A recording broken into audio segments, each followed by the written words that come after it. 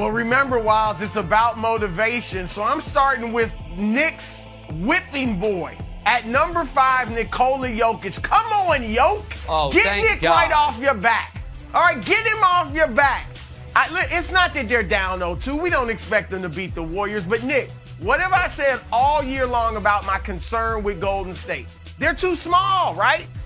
Somebody's going to exploit them inside. Well, the Jokić, who the analytics brigade says is possibly the greatest offensive center ever, is having trouble with a guy that's a half foot shorter. I know he's a great defender, but Draymond Green has him in handcuffs. Jokić is 9 for 28, 0 for 8 from 3 against Draymond Green. 3 assists, 3 turnovers. Yo, you about to win your second straight MVP. This can't happen. All right, at number 4, Ben Simmons, guy that hadn't played in nearly a year, but he might be coming to the rescue. They're saying game 4, maybe. Hey, if they're down 3-0, don't even bother bringing him back. But if it's 2-1, is he ready to be thrown into the cauldron, the gauntlet of a must-win at Barclays Center? And here's the thing. I think he can provide some defense, some rebounding, and even a little playmaking. But can he handle if Boston goes hack-a-bin? Hack-a-bin. It would be smart strategy. He shot, 34% last year in the playoffs. I wonder, could Ben handle it mentally? That's why he's under duress. At number 3, Chris Paul, CP3. It was all good just a week ago, right? Looked like they were the best team in the league, about to run to his first championship. Nick had him passing up Isaiah Thomas, maybe Oscar, Steph. Who knows? Maybe Magic. Nick was so excited. Now, it looks like his best chance to win a championship could be in jeopardy because Devin Booker, their leading scorer, is out for, looks like at least the next 2 games, if not more. Heck, it's 1-1 with New Orleans. I'm not saying they'll lose to New Orleans, but Chris better get it going because they need him to score more because Book's out. And look, he averaged only 14 points a game this year. That's his career low. So is he up to the task? All right, at number 2, we're Nets heavy. Kyrie Irving. Wilds, maybe Kyrie should throw up a few birds. I don't know. I mean, last night, I don't know. I haven't seen Kyrie like that in a while. It's one thing, Nick predicted a bad game. He was right. But it was like Kyrie almost took himself out of it. All right, he wasn't it's one thing to miss shots, and he did.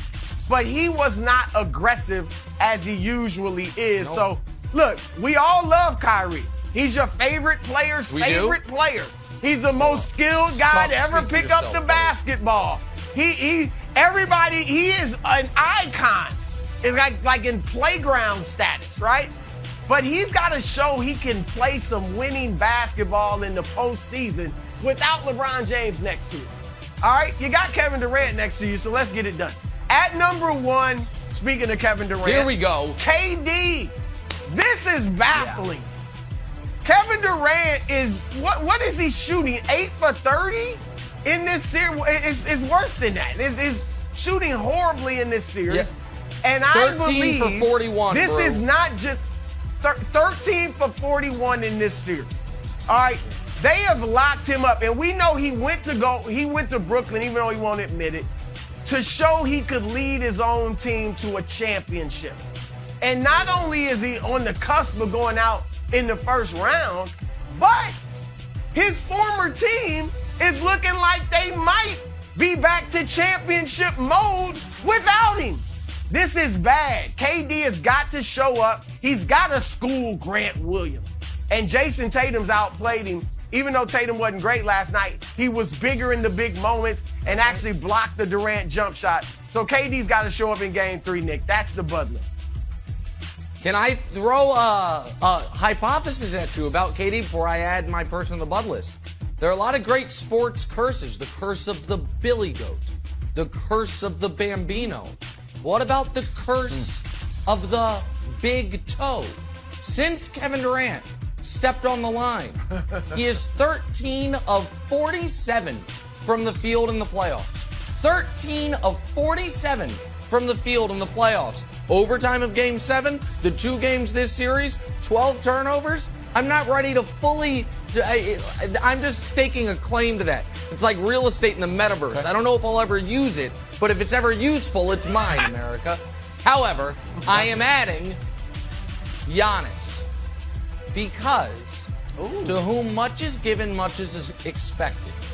And Giannis is the best player in basketball.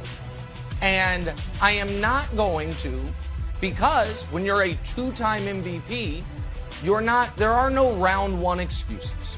So unlike other, I won't name any names, two-time MVPs, we're not going to be like, well, Middleton wasn't there.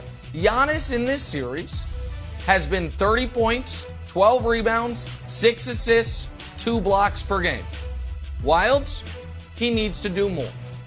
The Bulls, they stole home court. Giannis is playing 37 minutes per game. Now with Middleton out for the foreseeable future, with the sprained MCL last night, if people didn't see it, that happened late last night. Giannis needs to be playing closer to 40, 41 minutes per game. Giannis needs to, and he almost did it last night, take over late, but it was not quite enough. Giannis, it's all on his big, broad shoulders. I think he can do it, but with no Chris Middleton, even more falls on him. I think he's up for the challenge. I'm adding him to the Bud list, Wilds. I think that's a great take.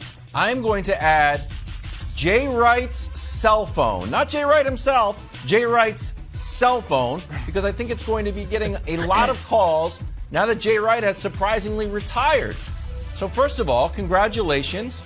21 years, 2 national championships. You can easily go off into the sunset. But Jay, we are in the golden age of retirements. Maybe I'll unretire Tom Brady style. And I think Jay Wright, who's 60 years old, Broussard, that is old to go to Coachella, but young to be on the golf course for the rest of your life. I think Jay Wright can look around and say, Brad Stevens, I'm actually a better coach than you. You went out and had success with the Celtics, and now we're in an executive role. That seems good. Billy Donovan, you won some national championships. I actually think I'm a better coach than you, too.